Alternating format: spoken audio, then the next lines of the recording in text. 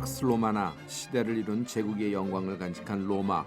세계 최초로 포장된 이 도로를 따라서 대도시의 역사 뒤에 숨어있는 복음의 흔적을 찾아 기독교의 성지순례를 시작합니다. 안녕하세요. 순복음대학원대학교의 한별총장입니다. 이곳은 로마입니다. 세계 첫 번째 인구 100만 명이 살던 로마인 것입니다.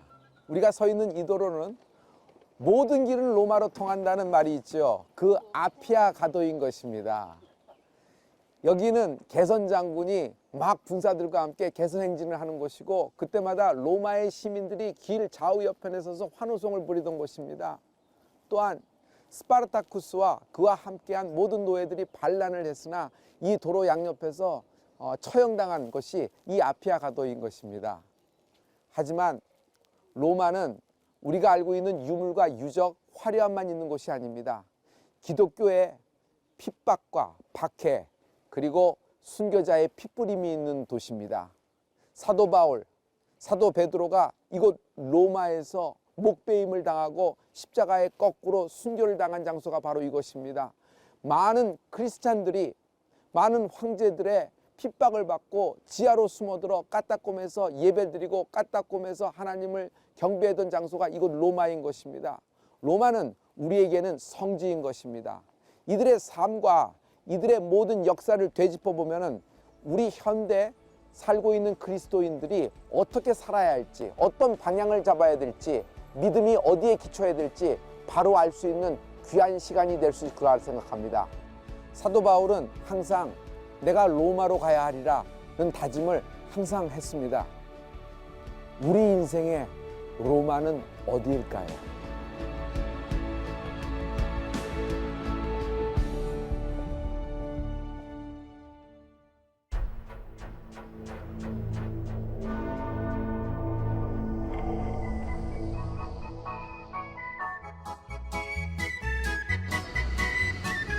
로마는 거리마다 역사의 흔적이 남아있어 세계에서 관광객들이 몰려오는 아름다운 도시입니다. 기독교인들에게는 바울과 베드로 등 순교자의 발자취를 만날 수 있어서 또 다른 의미에서 아름다운 도시이기도 합니다. 우선 바울의 첫 발걸음은 어땠을까요? 3차 전도여행을 마치고 예루살렘으로 돌아간 사도 바울은 유대인에게서 고소당하게 됩니다. 하지만 바울이 로마 시민권자임을 알게 된 천부장은 자신이 어떻게 할 수 없음을 알고 유대 총독, 로마 총독에게 인계해버리죠. 총독은 유대인의 눈치를 보면서 바울을 2년 동안이나 무려 감옥에다 감금한 상태입니다. 그때 끝까지 바울을 따라다녔던 누가가 옆에서 누가복음을 집필하게 되는 것입니다. 해가 바뀌어서 총독이 바뀌었습니다. 바울에 대한 재신문이 열려졌거든요. 그때 바울은 로마 황제 가이사에게 상소문을 올립니다. 그 상소문을 올린 것에 대해서 사도행전은 이렇게 기록하고 있습니다. 만일 이 사람이 상소문을 올리지 아니하였더라면 석방될 수 있을 뻔하였도다. 바울은 상소문을 안 올리고 그냥 가만히 있으면 자유의 몸이 될 수 있었을지도 몰라요. 그럼에도 불구하고 가이사에게 상소문을 올려서 이렇게 한 것이 뭘까요? 로마를 가기 위해서입니다. 로마에 가기 위해서는 자신이 죄인의 신분이건 어떤 신분이건 아랑곳도 안 한 것이에요. 오직 로마에 가서 자신이 복음을 전하겠다는 그 사명 하나만 생각하고 끝까지 로마행을 고집했던 것입니다.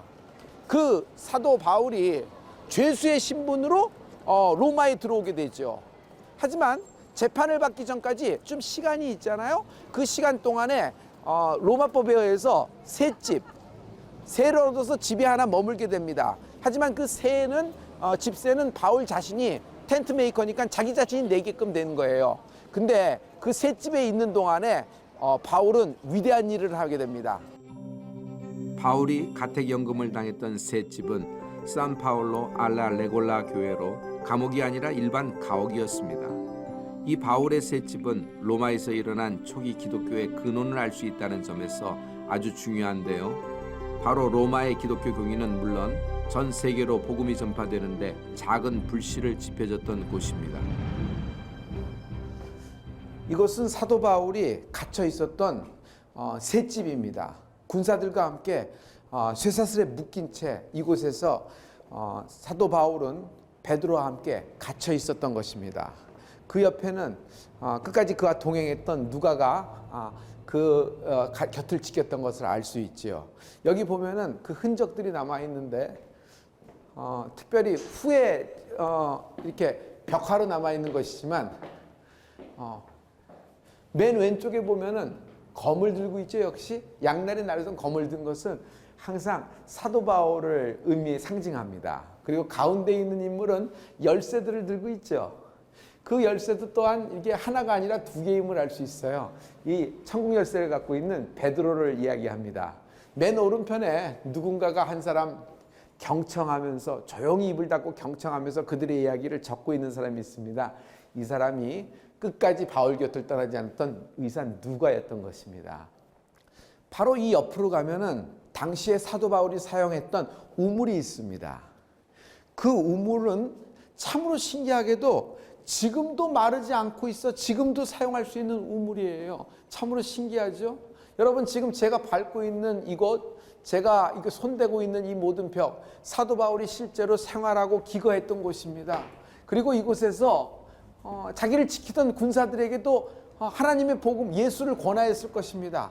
어쩌면 여기 바로 우물이 있는데 이 우물에 물을 떠서 그들이 예수 믿게 되면 그들에게 세례를 베풀을지도 모르잖아요. 이렇게 참으로 사도 바울이 있는 곳은 항상 전도가 있었으며 항상 회심이 있었던 것을 기억합니다. 이쪽에 보시면은 참 신비하게도 그 우물이 아직도 이렇게 마르지 않고 존재하고 있는 것을 알 수 있습니다.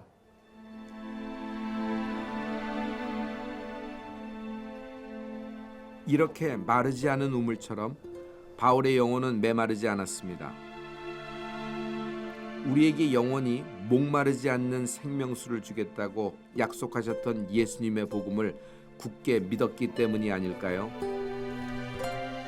그 어떤 어려운 환경과 고통도 바울이 갖고 있던 복음의 열정만큼은 절대로 막을 수가 없었습니다.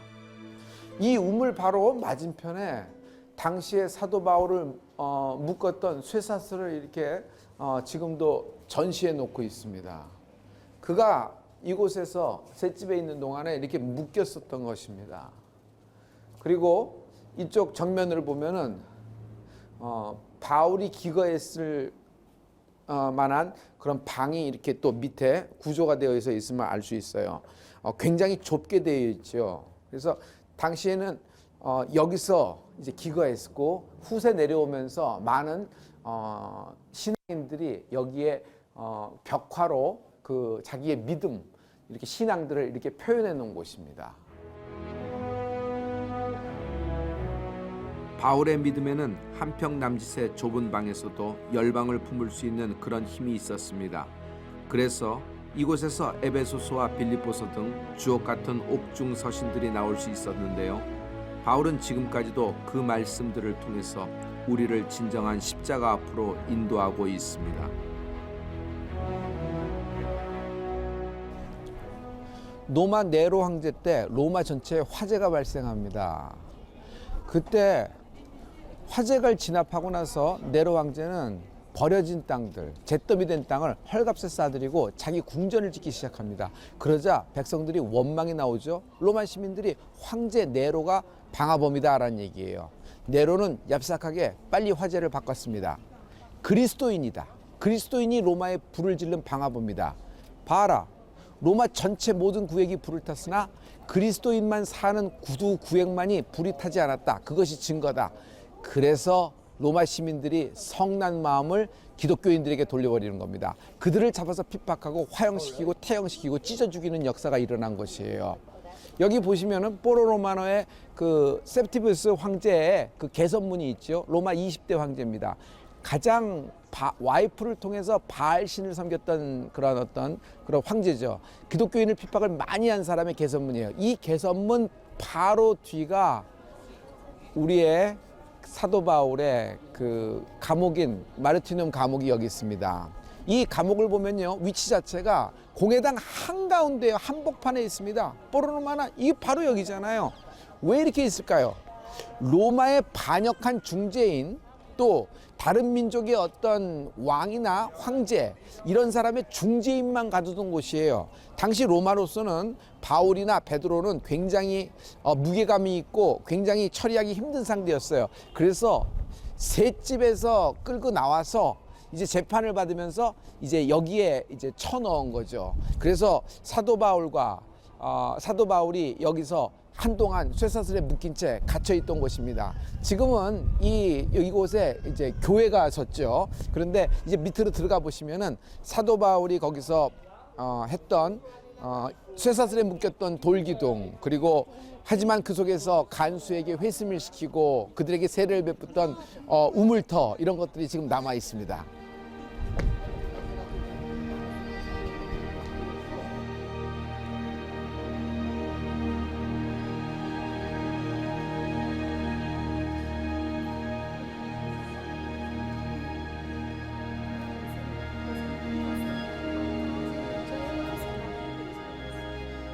조형을 보면은요, 바울과 베드로가 갇혀 있어요. 그 증거가 손에 그 쇠사슬이 묶인 채 있잖아요.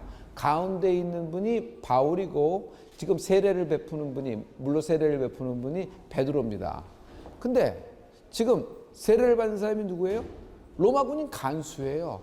그를 지키고 있는 간수를 회심시키고 세례를 베풀고 있는 거예요. 그 뒤로 많은 죄수들도 기다리고 있죠. 이게 뭐예요? 바울이 있는 곳, 베드로가 있는 곳에서 언제나 회심이 있었다는 얘기입니다. 이들은 묶인 바 되었으나 하나님의 말씀을 담대히 전할 수 있는 담력을 얻었을 때 결국 이 모든 사람들이 복음 앞에 굴복하는 장면이 있는 것입니다. 마메르트림 감옥 한 곁에 있는 부조에는 당시 바울의 모습이 잘 나타나 있습니다. 로마의 온갖 핍박과 강압에도 불구하고 바울은 영혼 구원을 멈추지 않았습니다. 바울과 베드로가 가는 곳마다 구원의 은혜가 있었습니다. 어둠이 짙을수록 구원의 빛은 더욱 밝게 빛나는 법입니다. 이제 베드로 사도가 이 쇠사슬에 묶인 채 이 감옥으로 내려가다가 이 바위 벽에 얼굴이 확 부딪혔어요. 그때 생긴 자국입니다. 베드로의 얼굴이 확 부딪힌 장면인데 바위가 패일 정도라 그래요. 전승에 의하면은 베드로가 바위에 부딪혔을 때 여기 얼굴의 형태가 나타나겠다는 이야기도 있습니다.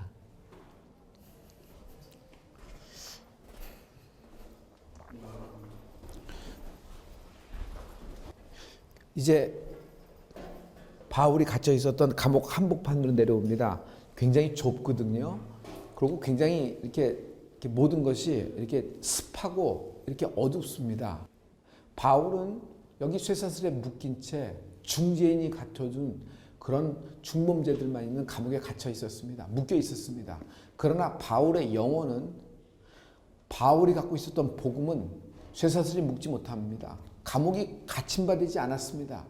오히려 같이 있던 간수가 회심을 하고 그에게 세례를 받았고요. 여러분, 같이 있던 죄수도 회심을 했습니다. 어떤 상황, 어떤 환경 속에서도 여러분, 모든 쇠사슬이, 모든 끈이 여러분을 묶을 수가 없습니다. 여러분의 믿음, 여러분의 영혼, 여러분 하나님 안에서 자유함이 있는 것입니다. 이걸 여기서 와서 볼 때 우리가 어떤 마음으로 살아야 되는가, 어떤 방향성으로 믿어야 되는가, 누구를, 어떤 것을 바라봐야 되는가가 확실해지지 않습니까? 바울이 로마로 가야 하리라, 로마로 가야리라 했습니다. 내 인생의 로마는 어디일까요? 바울의 로마는 과연 우리 인생에서 어떤 의미를 던져주고 있는 걸까요? 과연 내 인생의 로마는 어디입니까? 주님, 나의 로마는 화려한 로마입니까? 아니면 순교 성지의 로마입니까? 오늘 주님 앞에서 잠잠히 귀를 기울이고 주님의 뜻을 구해봅니다. 복음의 길을 가신 믿음의 선배를 따라 부끄럽지 않은 한 크리스찬이 되기를 기도합니다.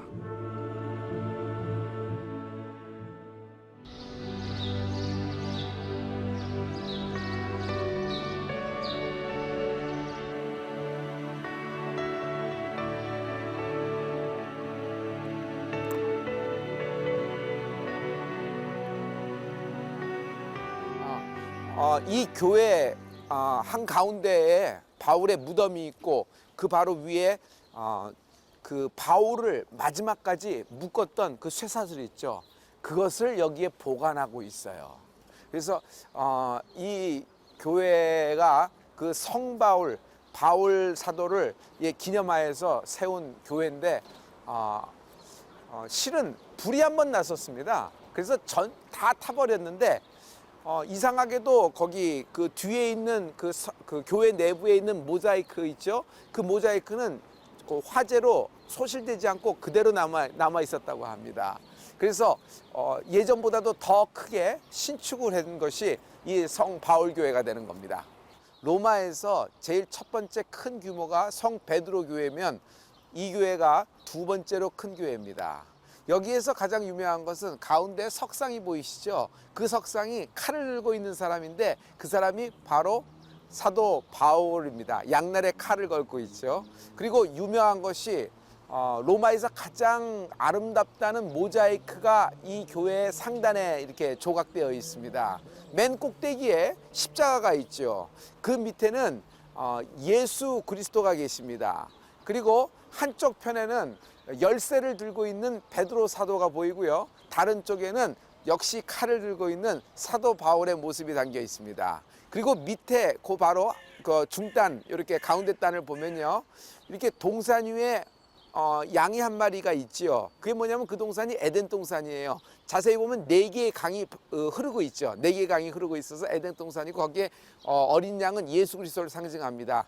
그리고 양쪽으로 12마리의 어린 양들이 있는데 이들은 모두 예수 그리스도의 12제자를 상징하지요.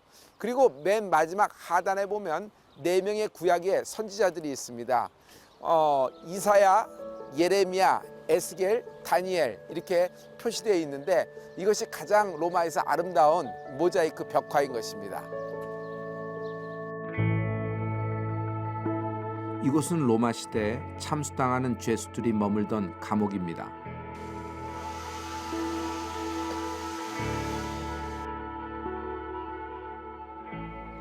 이곳이 바로 사도 바울의 마지막 참수터 사형 집행 장소인 것입니다.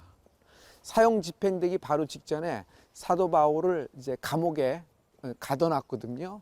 그 감옥이 바로 이 앞에 있는 것입니다. 저 건물 밑에 감옥이 있고요. 그 사도 바울을 가둬놨던 그 감옥 위에다가 훗날에 저렇게 작은 교회를 세운 것입니다. 그 교회 이름이 산타 마리아 스칼라 코엘리라고 돼 있죠. 이렇게 이 교회를 이렇게 만들어 놓은 것이죠. 이 길을 사도 바울이 이제 마지막 이제 그의 기착지로 돼서 감옥에 갇히는 것입니다. 실은 두 번째 마메리티움 감옥에서 이쪽으로 후송된 것입니다. 이쪽으로 후송될 때 이미 사도 바울은 자신의 마지막이라는 걸 짐작을 했을 것입니다. 이 계단을 통해서 이제 올라가죠. 천국으로 오르는 계단이라고 불리는 이 교회는 순교한 기독교인을 위해 1183년에 세워졌습니다. 이곳에서 바울은 기독교를 박해했던 사울의 시절부터 다메섹에서 회심한 순간 또 사도로서 걸어온 복음의 행적을 돌아보며 인생을 정리했을 겁니다. 사도 바울의 그 감옥 위에다가 이렇게 교회를 세운 것이죠. 실은 사도 바울의 마지막 감옥은 이 좁은 계단을 통해서 지하로 내려가면 됩니다. 굉장히 좁거든요. 한 사람이 겨우 내려갈까 말까 할 정도의 그렇게 좁은 계단으로 되어 있어요. 이쪽을 내려오면 사도 바울이 갇혀있던 마지막 감옥을 볼 수 있어요. 바울의 마지막 흔적을 보기 위해 작은 방 안으로 들어갔습니다.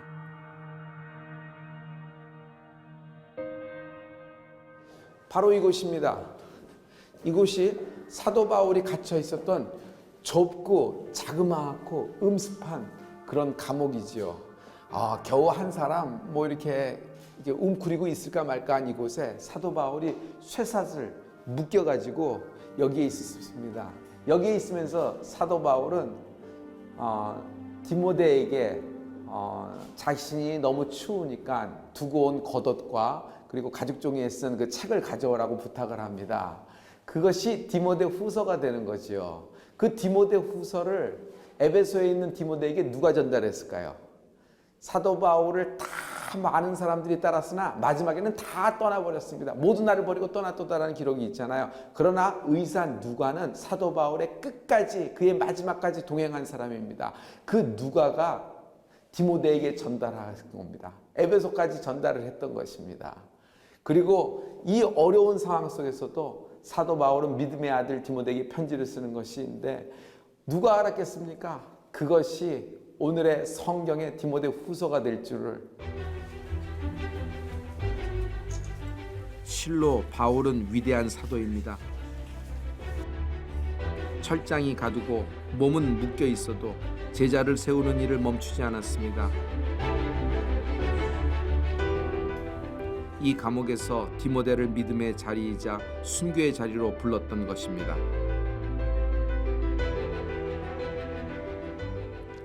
사도 바울이 저 좁은 감옥에서 빠져나와 드디어 마지막 처형 장소로 이동하는 겁니다. 이 길을 걸어갔을 겁니다. 손에는 무거운 쇠사슬을 끼고 있었고요. 다시는 살아서 이 길을 걸어 나오지 못한다는 걸 사도 바울이 알았을 것입니다. 그때 사도 바울이 무슨 생각을 했을까요? 어떤 마음이었을까요? 천국으로 가는 길목에서 바울은 이미 천국을 소유하고 한 걸음 가까이 다가가지 않았을까요? 이 길은 당시 사도 바울이 마지막 길을 걸어갔던, 처형 장소로 걸어갔던 그 길을 그대로 복원한 것입니다. 사도 바울이 이 길을 질질 끌려갔을 겁니다. 무거운 쇠사슬을 착고에 메어서 자신의 마지막인 줄 알았을 겁니다. 다시는 살아서 이 길로 걸어 나오지 못한다는 것도 알고 있었을 것입니다. 이 길을 걸으면서 사도 바울이 무슨 생각을 했을까요? 어떤 마음이었을까요? 성경에는 혹시 이렇게 마음을 갖지 않았을까 생각합니다. 내가 선한 싸움을 싸우고 나의 달려갈 길을 마치고 믿음을 지켰으니 이제 후로는 나를 위하여 의의 면류관이 예비되었으므로 주곧 의로우신 재판장이 그날에 내게 주실 것이니 내게만 아니라 주의 나타나심을 사모하는 모든 자에게니라. 아멘. 아멘.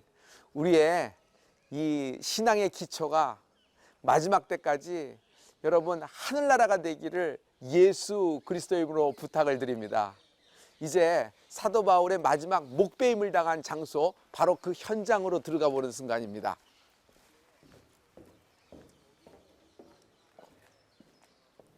이것이 바로 이 돌기둥처럼 보이죠? 실은 이것이 단두대 역할을 한 곳입니다. 사도 바울이 쇠사슬을 끼고 여기에 목을 내어놓고 이제 여기서 목을 쳤던 곳입니다. 그 목을 쳤을 때 사도 바울의 목이 3번 튕겼다 그랬어요. 첫 번째 탕하고 튕긴 곳에서 그 자리에서 샘물이 솟고 이렇게 나왔다 그래서 이들이 보존하고 여기에 첫 번째 목을 이렇게 사도 바울의 목을 표시했죠. 그 두 번째 이목이 다시 튕겨져서 이쪽으로 튕기게 됩니다. 바로 이곳이 두 번째 목이 튕긴 곳입니다. 이곳에서도 역시 샘물이 솟아나오고 사도 바울의 목을 표시해 놨습니다. 마지막으로 3번째 튕긴 곳이 바로 이곳입니다. 이곳에 사도 바울이 마지막으로 3번째 튕기면서 여기서도 샘물이 솟았다 합니다. 여기도 역시 사도 바울의 목으로 표시했죠. 그래서 이 자리, 사도 바울의 목이 잘린 참수터를 여러분 교회를 세우고 트리폰테네 교회라고 명하게 된 것입니다. 바울은 사도행전에서 보여준 자신의 결단을 그대로 실천했습니다. 내가 달려갈 길과 주 예수께 받은 사명, 곧 하나님의 은혜의 복음을 증언하는 일을 마치려 하면은 나의 생명조차 조금도 귀하게 여기지 아니하노라. 이런 바울의 순교의 피는 AD 298년 디오클레티아누스 황제의 대박해 때로 이어집니다. 10,000명이 넘는 사람들이 기독교인이란 죄목으로 이곳에서 참수를 당했습니다.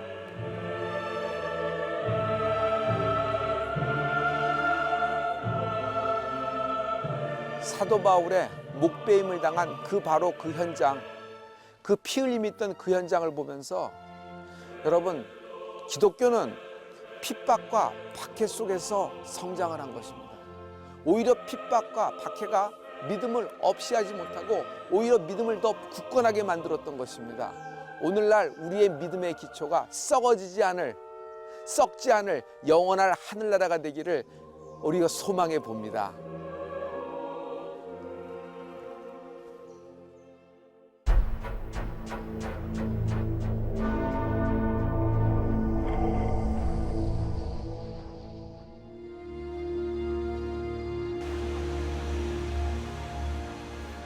로마 시내에는 전 세계적으로 거대한 건축물로 꼽히는 성 베드로 대교회가 있습니다. 이 교회는 베드로가 순교했던 터 위에 세워졌고 그가 얼마나 열정적으로 복음을 전했는지 잘 보여줍니다. 또 교회 앞에는 넓은 대광장이 있는데 그리스도가 팔을 벌려 인류를 품고 있는 형상으로 만들어져 그리스도의 사랑을 상징하고 있습니다. 전 세계에서 매일 수많은 관광객들이 찾아오는 이곳에는 복음의 과거와 복음의 현재가 교체하고 있는 것처럼 보이는데요. 이 광장 한곁에는 성령의 검을 들고 있는 사도 바울과 천국의 열쇠를 들고 있는 베드로 석상이 위풍당당하게 서 있습니다. 베드로라는 이름답게 그의 반석 위에 주님의 교회들이 세워질 수 있었습니다.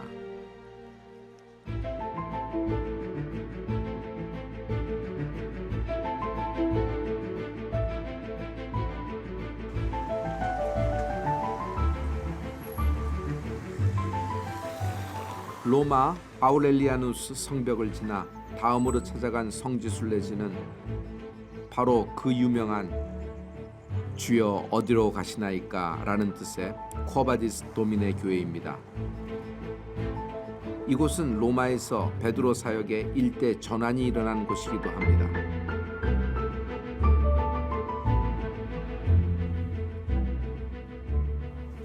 여기가 바로 쿼바디스 도미네 교회입니다. 베드로 사도하고 예수님이 만났던 유명한 장소지요. 사도 베드로만이라도 살아남아서 양들을 쳐야 됩니다 하는 말에 공감한 베드로는 로마 그 세바스티안 성문을 빠져나가서 이렇게 아피아가도를 타고 이제 로마를 반대쪽으로 등지고 나가다가 로마를 향해 걸어오시는 예수님을 여기서 딱 만나는 것입니다. 그 아피아가도 위에 새겨진 예수님의 발자국이 여기 이렇게 모형으로 전시되고 있습니다. 발자국 모양을 보면요, 예수님은 로마를 향해서 이렇게 가고 계시고 베드로는 로마를 등지고 빠져나가는 장면을 보이고 있죠. 쿼바디스 도미네, 주여 어디로 가시나이까? 나는 내가 지기 싫어하는 십자가를 지러 로마로 간다. 그리하지 마시옵소서. 그리하지 마시옵소서. 그는 모든 걸 되돌이키고 다시 로마로가 십자가에 거꾸로 매달리면서 순교를 당하게 됩니다. 이 베드로의 운명적인 질문입니다. 실은 사도 바울도 다메섹 도상에서 예수님을 만납니다. 네 신이니까 나는 네가 핍박하는 예수라. 거기서 꼬꾸라지는 장면이 있죠. 여러분, 예수님을 만날 때 운명적인 질문을 합니다. 오늘 주님을 만나신다면 우리는 어떤 질문을 하나님께 하길 원하십니까? 예수님의 결정과 베드로의 결정이 다릅니다. 이때 베드로처럼 자신의 결정을 버리고 예수님의 결정을 믿고 따르길 원합니다.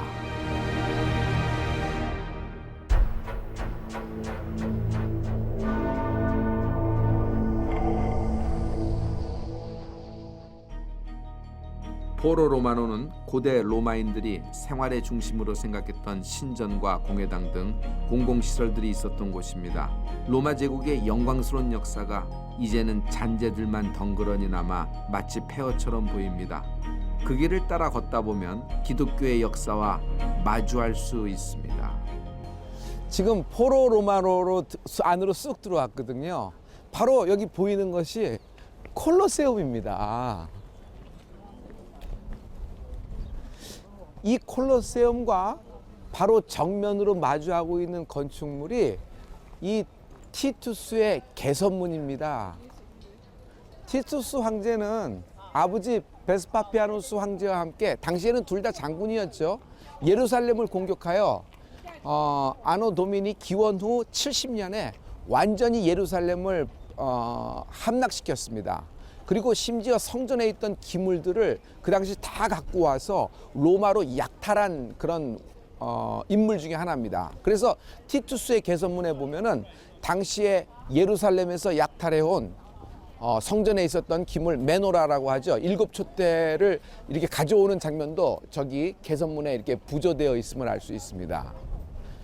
파리에도 개선문, 샹젤리제 거리에 개선문이 유명하잖아요. 그 개선문이 이 티투스의 개선문을 본따서 만들었습니다. 티투스 황제는 굉장히 역사적으로 한번 다시 되짚어 볼 인물입니다. 그의 아버지 베스파피아누스 황제가 콜로세움을 착공을 했고 완공을 시킨 것은 티투스 황제 때 완공을 시킨 것입니다. 티투스는 황제가 된 이후에 행복하지 못한 삶을 마치게 됩니다. 그의 즉위 기간 동안에 첫째는 봄페이 화산이 폭발합니다. 두 번째는 로마의 네로 황제 때보다도 더 강한 로마의 대화재가 있는 것입니다. 세 번째, 콜로세움을 완공하고 나서 갑자기 전염병이 돌기 시작합니다. 티투스도 결국 40이 채 안 돼서 요절해버리고 맙니다. 많은 사람들이 예루살렘을 함락하고 성전의 기물을 가져왔기 때문에 그런 삶을 살지 않았는가 하고 입에 많이 오르내리는 그런 황제 중에 하나가 됩니다. 거대한 위용을 자랑했던 로마의 유적지를 걷다 보면 결국 제국의 영광도 역사 속으로 사라질 수 있지만 오직 복음은 역사를 지니고 시간을 뛰어넘어 영원하다는 진리를 더욱 가슴 깊이 깨닫게 됩니다. 지금 우리가 2500년 전 된 도시를 걷고 있습니다. 세계 첫 번째 100만 명이 살던 도시가 이 로마예요.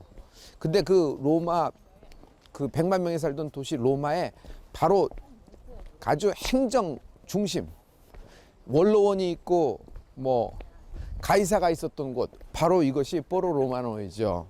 그런데 이 모든 로마의 역사가 위대한 것 같지만은 실은 이 로마를 마지막에 움직이고 계신 분은 하나님임을 알 수 있어요.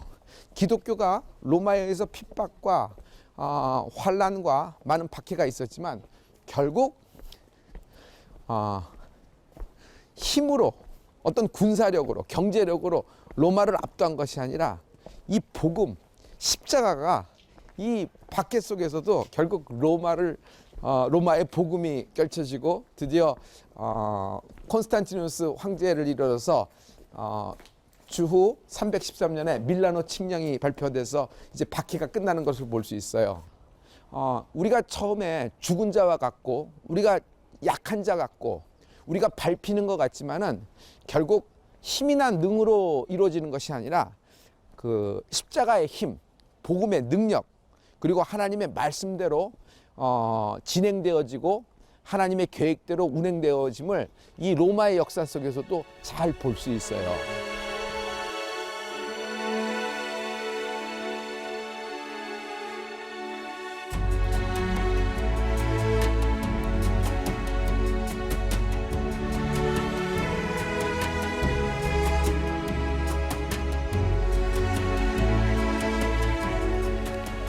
여기는 치르코 마시모라는 대전차 경기장이에요. 여기 지금 허허벌판처럼 되어 있지만은 여러분 여기서 황제가 참전하면서 대전차 경기가 열어졌죠. 그 바로 맞은편에 있는 것이 그 팔라쪼 황실 그 터저 궁전이 있는 것입니다. 저기에 이제 황실이 이렇게 있고 여기서 이제 마차 경기에 열광하면서 경기장을 보내는 것입니다. 여기가 우리에게는 기독교에게는 중요한 장소기도 합니다. 마차 경기가 열렸지만 그것이 끝나고 나면은 당시 기독교인들을 다 잡아다가 여기서 화형을 시켰습니다. 그때 불빛이 얼마나 강렬하게 크게 났던지 저 뒤에 있는 팔라쪼 저 궁궐까지도 이게 붉은색이 그 불의 온도로 환하게 비쳤다는 이야기가 있어요. 로마 하면 제일 먼저 떠오르는 콜로세움은 수많은 영화에서 스펙터클한 장면을 선사했던 곳입니다. 그런데 이 콜로세움이 순교의 피가 묻어있는 성지라는 것을 아는 사람들은 별로 많지 않습니다.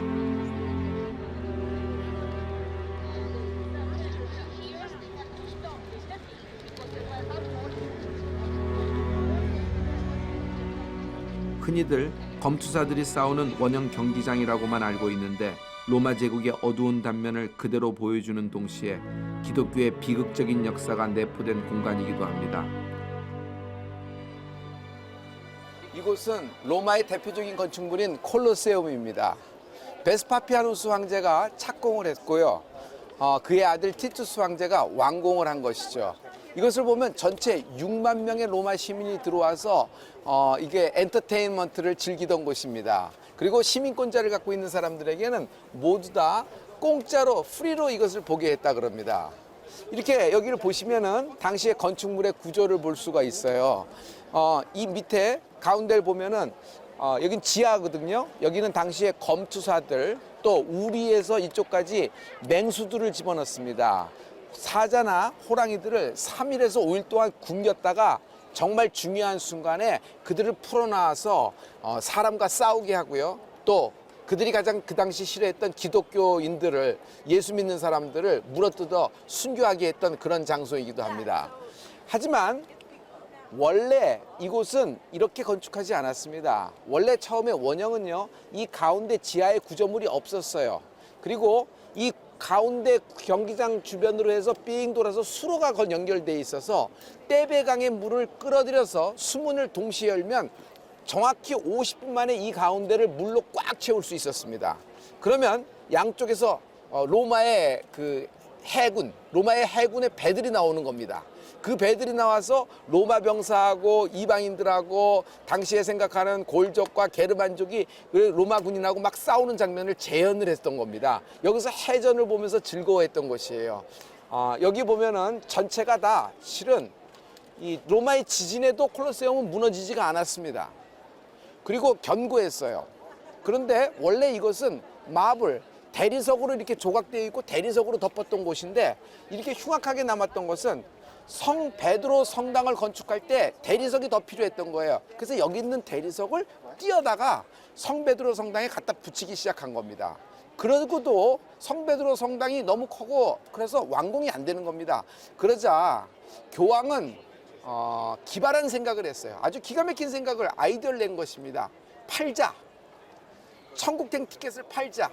그것이 면죄부였어요. 그래서 그 성당을 완성을 시켰죠. 이 콜로세움은 우리 기독교에게는 굉장히 중요한 장소입니다. 이 모든 로마 사람들에게는 원형 경기장 또는 원형 극장으로 유명하지만 우리에게는 성지입니다. 왜냐하면 그 당시에 많은 핍박받는 기독교인들이 자기가 예수 믿지 않는다는 말 한마디만 했어도 빠져나갈 수 있음에도 불구하고 자기 신앙 고백을 하고 자기 신앙의 믿음을 지키면서 여기에서 순교해 간 곳입니다. 엄청나게 많은 숫자의 그리스도인들이 여기서 순교를 했습니다.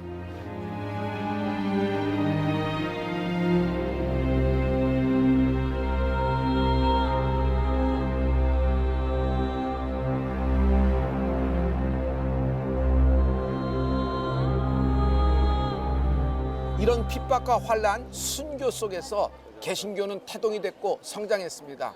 마침내 유럽의 교회들이 일어나고 선교하는 나라들이 됐습니다. 그러나 21세기 지금 현재 유럽의 교회의 모습은 어떻지요? 교회는 텅텅 비고 사람들은 자신이 그리스도인이라고 하면서도 주일날 교회에 오지 않습니다. 왜 이렇게 된 걸까요? 이 유럽의 땅에 유럽의 교회에 다시 한번 원모 리바이벌, 하나님의 부흥이 임하기를 원합니다.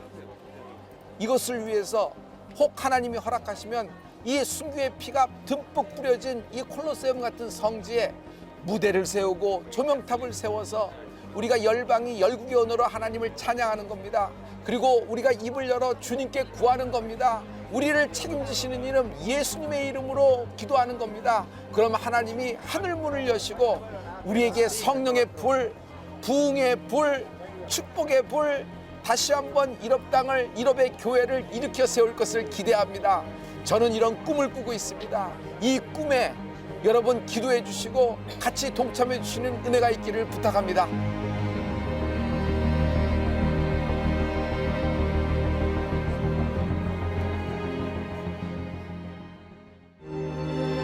로마 성지순례 마지막 여정길에 비가 내렸습니다. 마치 우리의 발걸음이 어디로 가는지 아는 듯이 함께 슬퍼하는 것 같았습니다.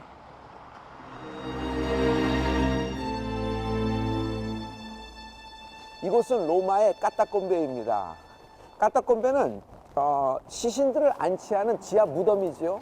근데 이곳이 기독교인에겐 성지가 되는 것입니다. 왜냐하면요, 로마는 기독교를 핍박을 굉장히 강하게 했잖아요. 가장 핍박을 한 황제 중에 하나가 디오클레티아누스 황제예요. 그가 얼마나 기독교를 핍박했냐면 까따콤베에서 몰래 숨어 들어가서 예배하는 모든 기독교인을 색출하라고 그랬어요. 그때 그의 군대 장관인 세바스티안이 있었거든요. 그가 병사들을 이끌고 기독교인을 색출하러 이곳 까따콤베에 들어왔던 것입니다. 그런데 예배하는 그들을 보다가 설교를 듣고 자신이 회심하는 역사가 일어났어요. 기독교인이 된 것입니다. 무려 2년 동안 그는 숨어서 물심양면으로 까따콤베에 있는 기독교인을 도왔습니다. 음식도 주고요, 뭐 물도 전달해주고 또 정보도 줘서 피난하게도 하고 여러 가지 도왔다가 마침내 들켜버렸죠. 황제는 그를 미워해서 세워놓고 군사들에게 화살을 쏘라고 명령했어요. 그리고 그 화살을 맞고 그는 순교합니다. 들에 버려진 그의 시신을 기독교인들이 수습하여서 이곳 까따콤베에 안치했거든요. 그래서 이곳 까따콤베를 세바스티안 까따콤베라고 멸명하게 됐어요. 당시에 예수 믿는다는 것은 목을 내놓아야 되는 일입니다. 예수 안 믿어요, 예수 몰라요, 이렇게 한마디 하면 지나갈 수 있었지만 그들은 예수 믿느냐는 모든 로마의 말에 I'm Christian, 나는 예수 믿는 사람입니다, 나는 예수님의 복음을 믿는 사람들입니다, 이렇게 말을 했거든요. 그렇게 담대함이 있었어요. 그 담대함 때문에 까따콤베에서 생활해야 됐고 그 담대함 때문에 목을 내놓고 순교를 했던 것입니다. 만약 우리가 당시 로마에 살고 있는 그리스도인이라 그러면 어떻게 됐을까요? 당신 크리스찬입니까? 라는 로마의 질문에 뭐라고 대답을 할 수 있을까요? 나의 선한 싸움을 싸우고 나의 달려갈 길을 마치고 믿음을 지켰으니 이제 후로는 나를 위하여 의의 면류관이 예비되었으므로 주 곧 의로우신 재판장이 그날에 내게 주실 것이며 내게만 아니라 주의 나타나심을 사모하는 모든 자에게 도니라.